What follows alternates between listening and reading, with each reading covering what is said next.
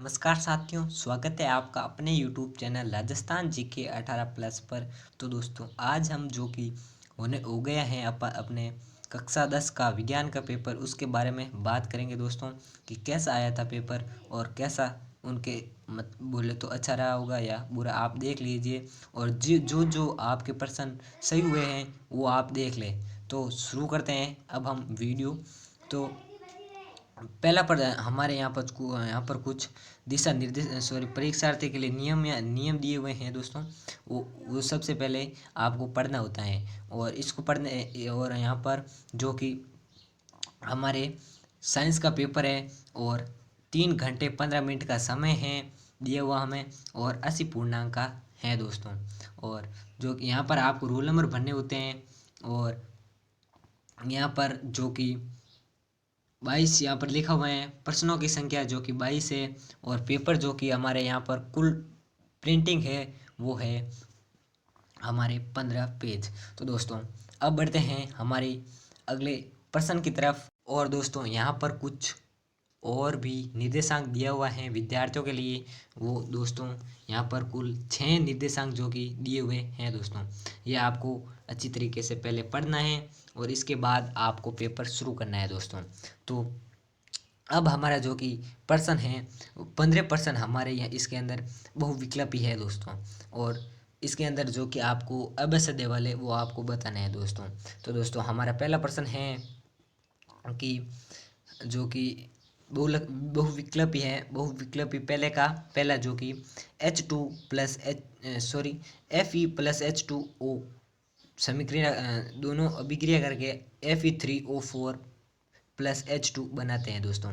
तो यहाँ पर पूछा गया है कि उपरोक्त अभिक्रिया के संतुलित समीकरण में Fe का गुणांक होगा। तो दोस्तों, इसके अंदर आपको Fe का गुणांक बताना है दोस्तों।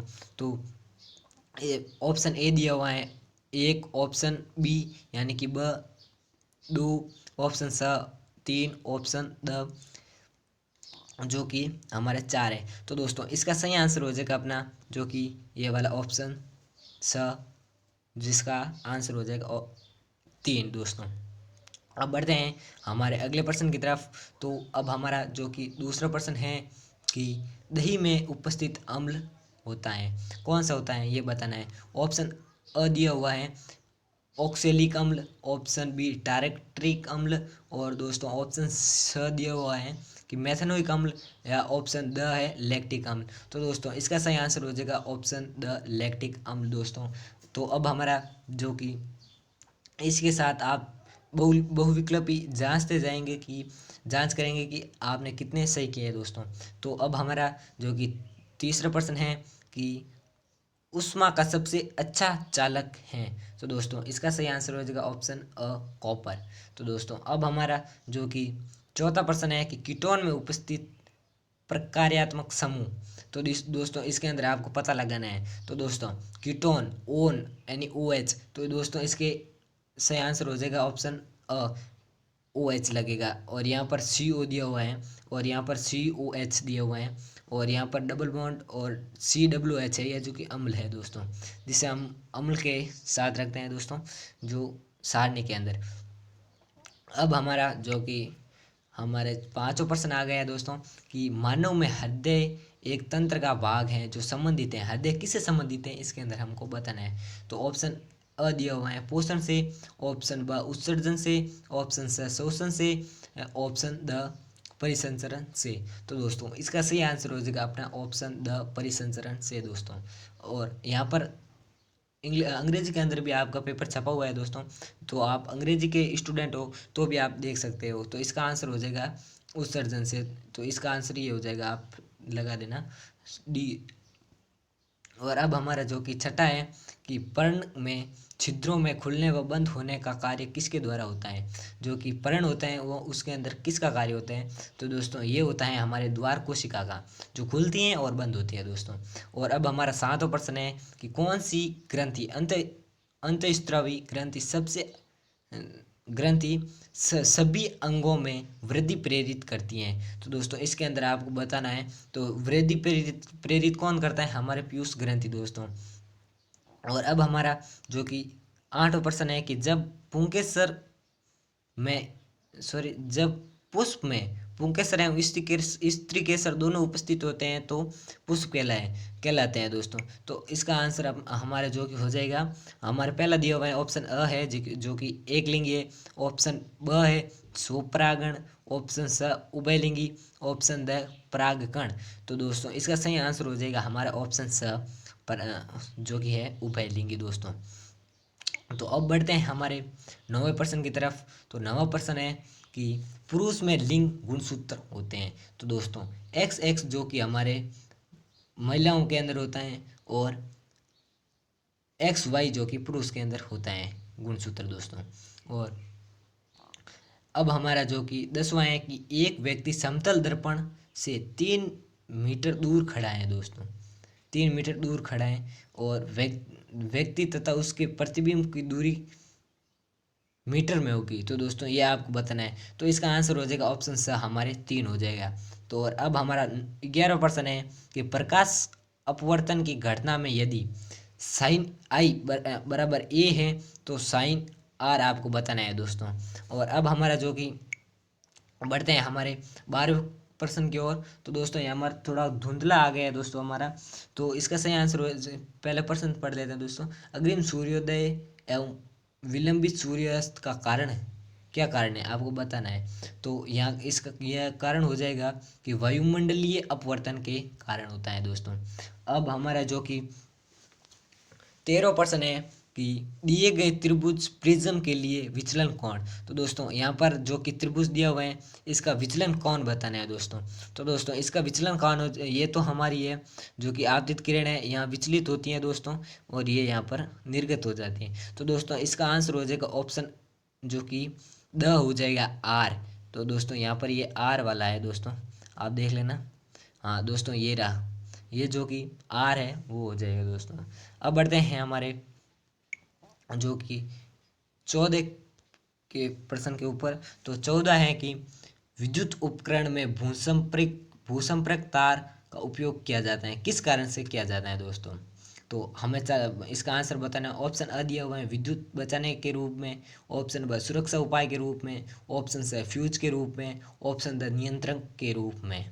तो दोस्तों इसका सही आंसर हो जाएगा हमारे ऑप्शन ब जो कि सुरक्षा उपाय के रूप में।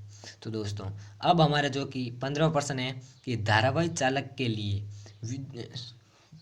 सॉरी दोस्तों धारावाहिक चालक के लिए दक्षिण हस्त अंगुष्ठ नियम के में अंगूठा दर्शाता है। तो दोस्तों इसके अंदर आपको बताना है कि दक्षिण हस्त अंगुष्ठ नियम के अंदर जो कि अंगूठा क्या बताता है। तो दोस्तों अंगूठा जो कि हमारे बताता है जो कि हमारे हो जाएगा, सही आंसर हो जाएगा विद्युत धारा की दिशा। और विद्युत धारा की दिशा और अंगुलियां दिखाती हैं कि चुंबकीय क्षेत्र दिखाती है दोस्तों। और अब हमारा जो कि पहला रिक्त स्थान, अब दूसरा प्रश्न है हमारे रिक्त स्थान का दोस्तों, जिसके अंदर आपको 7 रिक्त स्थान आएंगे और आया हुआ है और उसके अंदर आपको सही आंसर लिखना है दोस्तों। तो अब हमारा जो कि पहला है कि लेड नाइट्रेट में उसमें वियोजन से प्राप्त नाइट्रोजन युक्त गैस का नाम बताना है आपको दोस्तों। और अब हमारा दूसरा है कि HCl के वियोजन से प्राप्त ऋणायन का रासायनिक सूत्र जो कि हो जाएगा H प्लस हो जाएगा, यानी कि H जो कि प्लस हो जाएगा और Cl हो जाएगा माइनस दोस्तों। और अब हमारा ये आपको बताना है C3H8 अणु में उपस्थित सहसंयोजी आबंधों की संख्या। तो दोस्तों इसके अंदर आबंध हो जाएगा हमारे कितने।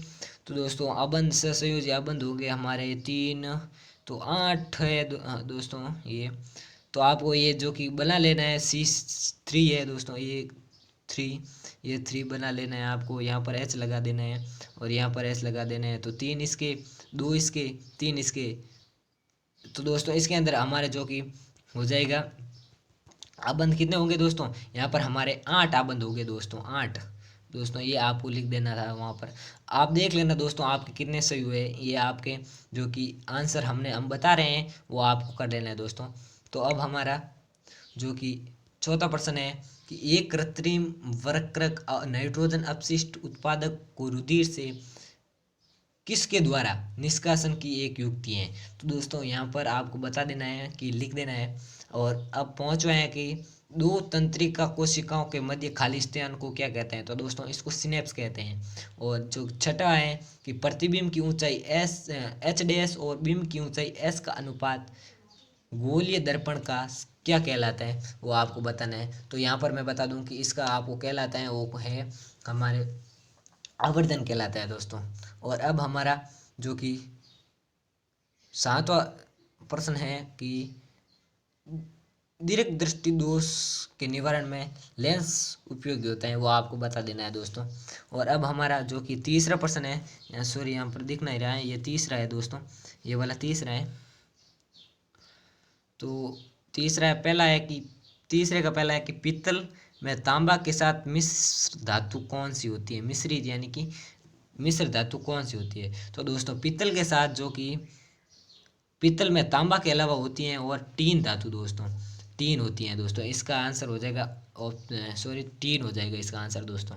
अब जो कि हमारा है कि दूसरा है कि सल्फर ब्रोमीन तथा आयोडीन में से चयन करके द्रव अधातु का नाम लिखना है। तो दोस्तों इसका आंसर हो जाएगा ये ब्रोमीन। और अब इसका बताना है कि CH3CCH का नाम लिखना है। तो दोस्तों इसका नाम हो जाएगा आपका प्रोपाइन दोस्तों, मैं प्रोपाइन, हाँ दोस्तों इसका आंसर हो जाएगा प्रोपाइन। और अब हमारा जो कि छठवां है कि रेजिन तथा गोंद पादप के कौन से भाग में संचित होते हैं? गोंद और रेजिन कौन से भाग में संचित होते हैं, ये आपको बताना है दोस्तों। अब हम जो कि हमारे पांचवें प्रश्न की ओर बढ़ते हैं। तो दोस्तों अब हमारा पांचवा प्रश्न है कि मस्तिष्क का कौन सा भाग रक्तदाब, लार आना तथा वोमन का नियंत्रण करता है? तो दोस्तों ये आपके मेडुला के द्वारा होता है दोस्तों। और और अब हमारा छठवां है कि दो जीवाणु जनित संक्रमण लोगों के नाम बताना है आपको। और सातवां है कि मेंडल के लक्षणों की वंशागत नियम के प्रयोग से F2PD में प्राप्त पौधों में बोने पौधे का अनुपात लिखना है। तो दोस्तों यहाँ पर हो जाएगा कि 3:1 लिख देना है दोस्तों। अब हमारा जो कि सातवां है, गोल लेंस के लिए बिंब दूरी u, प्रतिबिंब दूरी v एवं फोकस दूरी f के में संबंध लिखना है दोस्तों, यानी कि आपको संबंध बताना है। और अब हमारा 9वां प्रश्न है कि नेत्र का कौन सा भाग पुतली के साइज को नियंत्रित करता है? तो दोस्तों ये आपको बताना है, जो कि नियंत्रण एवं समन्वय के अंदर मिल जाएगा दोस्तों आपको। और पारितंत्र में उपभोक्ता का एक उदाहरण देना है, जो कि आप मनुष्य भी दे सकते हैं दोस्तों। तो दोस्तों अब हमारे जो कि खंड ब कंप्लीट हो चुका है, सॉरी दोस्तों खंड अ कंप्लीट हो चुका है, और खंड हमारा जो कि ब ये अब आने जा रहा है दोस्तों। तो दोस्तों इसके अंदर हमारे हैं लघुत्तरात्मक प्रश्न दोस्तों। तो पहला प्रश्न है कि जो कि हमारे ये अभिक्रिया दिए हुए हैं कि Na2CO3 प्लस HCl अभिक्रिया करके X यौगिक बनाते हैं और H2O निकलता है और CO2 निकलती है दोस्तों।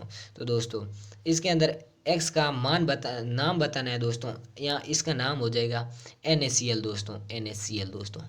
और इसका सूत्र नाम बताना है, यानी कि NaCl हो जाएगा और सूत्र हो जाएगा यहाँ पर दोस्तों NaCl सूत्र हो जाएगा और नाम हो जाएगा कि सोडियम क्लोराइड दोस्तों, सोडियम क्लोराइड हो जाएगा। तो दोस्तों अब हमारा जो कि पांचवें प्रश्न की ओर बढ़ते हैं दोस्तों। तो पांचवा प्रश्न है कि धातुएं विद्युत की सूचालक होती हैं दोस्तों। उपरोक्त कथन में प्रयोगशाला परीक्षण के लिए प्रयुक्त व्यवस्थित उपकरण को चित्रित कीजिए। तो दोस्तों आपको ये जो कि चित्र बनाना है वो आप बना लेना।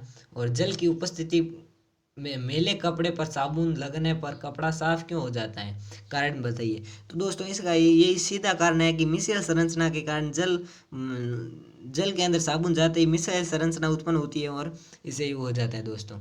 और अब हमारा सातवां है कि एथिन अणु की इलेक्ट्रॉन बिंदु संरचना को चित्रित कीजिए, जो कि आपको खुद कर ली है दोस्तों। और क्योंकि अगर हम यहाँ पर लेकर आते तो हमारा जो कि वीडियो है बहुत लंबा हो जाता है दोस्तों। तो पहले तो इसका मैं बता दूं कि एथिन की जो कि आपको सूत्र लिख लेना है, इसके बाद बनाना है दोस्तों। और अब हमारा आठवां है कि गर्भ निरोधक की दो विधियां को समझिए, वो आपको समझाना है। और नमा है कि शुद्ध लंबे टीटी व शुद्ध बोने टीटी पौधे में F2PD तक के लक्षणों की वंशागति को दर्शाने वाला आपको रेखा चित्र बनाना है, जो कि मेंडल के आपके नियम दिया हुआ है, उसके अंदर आपको देख कर लिख लेना है, या उसके अंदर किससे आपको देख लेना है दोस्तों। अब हमारा जो कि 10वां प्रश्न है कि एक 10 ओम प्रतिरोध में 3 एम्पियर धारा 2 सेकंड तक प्रवाहित की जाती है, कुंडली में उत्पन्न ऊष्मा का मान ज्ञात करना है दोस्तों आपको। तो हमारे 10% कंप्लीट हो चुके हैं। अब जो कि हम पढ़ने जा रहे हैं हमारे 11% की ओर। तो दोस्तों अब हमारा 11वां प्रश्न आ चुका है दोस्तों। इसके अंदर आपको यहाँ पर बताना है दोस्तों कि निम्न परिपथ चित्र में ए व बी के मध्य प्रतिरोध, तुल्य प्रतिरोध निकालना है दोस्तों इसके बीच का। तो पहले दोस्तों आपको क्या करना है कि इन दोनों को श्रेणी क्रम में जोड़कर निकाल लेना है, जो कि और इसके बाद ये आएगा, उससे ये पार्श्व क्रम संयोजन से आप इनका निकाल लेना। इनका निकालने के बाद इसका और इसका आपको निकाल लेना है दोस्तों, जो कि श्रेणी क्रम से हो जाएगा दोस्तों। और अब हमारा जो कि 11वां है कि विद्युत किसी धारावाही परिनालिका के भीतर एवं उसके चारों ओर चुंबकीय क्षेत्र रेखाओं को प्रदर्शित करने के लिए चित्र बनाइए। तो आपको यह चित्र बनाना है। और 13वां है कि एक छड़ चुंबक के लिए चुंबकीय क्षेत्र रेखाओं का चित्र बनाना है। और 14 है कि कचरा निपटान की समस्या को कम करने के 2 तरीके समझाइए। तो दोस्तों अब इसका आप सीधे लिख सकते हैं कि जो कि अपने घर का कचरा जो कि कचरा पात्र में डालना चाहिए, और हमारे गलियों के अंदर कचरा नहीं करना चाहिए दोस्तों हमें। और अब हमारा जो कि 15वां है कि आहार श्रृंखला के विभिन्न पोषक स्तरों का संक्षिप्त में वर्णन करना है। तो दोस्तों वो आपके जो कि 4 होते हैं, उपभोक्ता, प्राथमिक और द्वितीयक तृतीयक दोस्तों, वो आपको कर देना है। तो दोस्तों अब हमारा जो कि 16% यहाँ से अब हमारा जो कि खंड स शुरू होता है दोस्तों, खंड स शुरू होता है दोस्तों। तो दोस्तों खंड स के अंदर 16वां का पहला है दोस्तों, प्लास्टर ऑफ पेरिस का रासायनिक सूत्र लिखना है। तो दोस्तों इसका रासायनिक सूत्र हो जाएगा Ca, जो कि कैल्शियम सल्फेट होगा CaSO4 डॉट 1/2H2O हो जाएगा दोस्तों, यहाँ इसका जो कि सूत्र हो जाएगा दोस्तों। और अब हमारा इसके अंदर हमारे और बताए गए हैं सेकंड, जो कि जल मिलाने पर प्लास्टर ऑफ पेरिस कठोर क्यों हो जाता है, उपयुक्त रासायनिक समीकरण देकर समझाना है। तो दोस्तों ये जिप्सम, जल मिलाने पर जो कि प्लास्टर ऑफ पेरिस है वो जिप्सम बन जाता है दोस्तों, इसके कारण वो कठोर हो जाता है। और अब हमारा जो कि 17वां है कि अनैच्छिक क्रियाएं मस्तिष्क के होने से अनैच्छिक क्रियाएं मस्तिष्क के कौन से भाग में नियंत्रित होती हैं, उदाहरण सही बताना है। तो दोस्तों अनैच्छिक क्रिया जो कि हमारे मेडुला के द्वारा होती हैं, और वो आपको उदाहरण दे कर समझा देना है। तो दोस्तों इसके अंदर हमारे जो कि अथवा के भी मिलेंगे, इसके भी अथवा के हैं और इसके भी अथवा के हैं, जो आपको अच्छा लगे वो आप कर लीजिए दोस्तों। अब हमारा 18वां प्रश्न है कि मानव में जनन तंत्र का नामांकित चित्र बना, नर जनन तंत्र का है और यहाँ पर मादा जनन तंत्र का है। तो दोस्तों आप ये उसके अंदर देख लेना आपने, जिसके अंदर से आपने जो कि पुस्तक के अंदर आप देख लेना कि किस तरह बना हुआ है और कैसे बनाना, हमने कैसे बनाया दोस्तों। अब हमारा जो कि 19वां प्रश्न है कि विद्युत विभवांतर को परिभाषित कीजिए एवं इसका ऐसा ही मात्रक लिखना है दोस्तों। और दूसरा है इसका विद्युत विभवांतर के मापने के लिए कौन सा यंत्र काम में लिया जाता है तथा इसके परिपथ में किस क्रम में जोड़ा जाता है। तो दोस्तों इसके अंदर जो कि वोल्ट मीटर काम में लिया जाता है, और ये जो कि जोड़ा जाता है वोल्ट मीटर, हाँ दोस्तों वोल्ट यानी कि वोल्ट मीटर जोड़ा जाता है, और इसको जोड़ते हैं हमारे पार्श्व क्रम यानी कि समांतर क्रम के अंदर दोस्तों। और अब हमारे जो कि ओम के नियम में विभवांतर V एवं विद्युत धारा I के मध्य ग्राफ। तो दोस्तों ये ऐसा बनेगा हमारे V और I, और ये ऐसा बनेगा दोस्तों ग्राफ, जो कि सीधी लाइन की तरह होगा दोस्तों। तो अब हमारे जो कि ये जो कि 1900 प्रश्न हो गए हैं, और इसका भी हमारे अथवा के अंदर दिया हुआ है दोस्तों, आप देख लेना ये वाला। तो दोस्तों अब हमारा जो कि दोस्तों कुछ मिस्टेक हो गई दोस्तों। तो दोस्तों आज के अंदर हम इतना ही देखेंगे। तो दोस्तों हमारे जो कि लॉन्ग वाले क्वेश्चन है वो हम जो कि 19वां हो गया है दोस्तों, 20वां 21वां और 22वां जो कि हम अगले किसी वीडियो के अंदर देख लेंगे दोस्तों। तो तब तक के लिए धन्यवाद। और अगर ये वीडियो पसंद आया हो तो इस वीडियो को लाइक करें और हमारे चैनल को सब्सक्राइब करें ऐसे वीडियो पाने के लिए। धन्यवाद।